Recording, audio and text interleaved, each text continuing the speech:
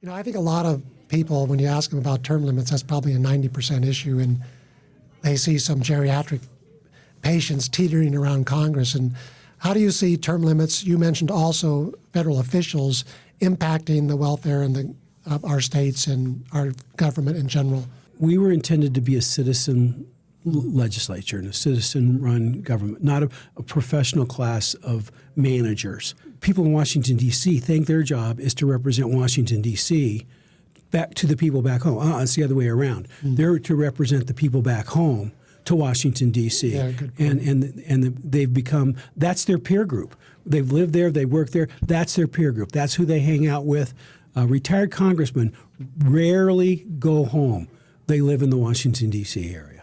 You know, some people might say, why don't you just have Congress do this? They have that power to propose amendments. What's your take on that, just to have Congress pass a fiscal restraint amendment of some sort?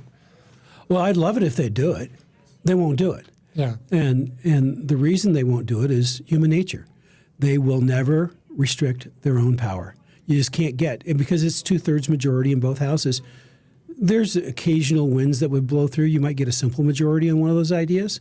You can't get a 2/3 majority. It just will not happen. You asked the question, all this debt, all this deficit, all this dysfunction in Congress, and we look at those guys and we say they're totally dysfunctional. They're spending us into a hole we'll never get out of.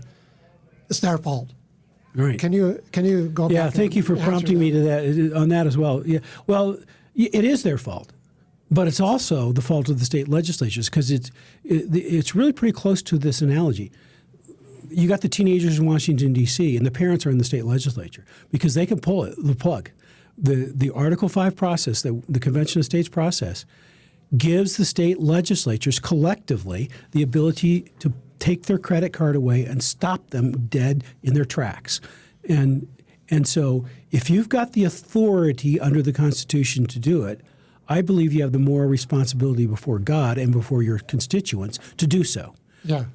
Because, is there a problem? Yes. Do you have the ability to do something about it? Yes. And if you don't do something about it, are you responsible for your failure to act? Yeah, well, the book of James says if you know to do right and do it not, to you it is sin. Well, I'm contending, I think it's actually sinful for state legislators to let this mess in Washington, D.C. They are sinning against the future of our kids at a minimum. And I think that they're sinning it's sins of omission. People in Washington, D.C. are sins of commission, but these are sins of omission in the state legislature. It's still a sin. It's a tremendous responsibility we have, and we have to act on the authority we've been given through Article 5 of the United States Constitution. That's exactly right.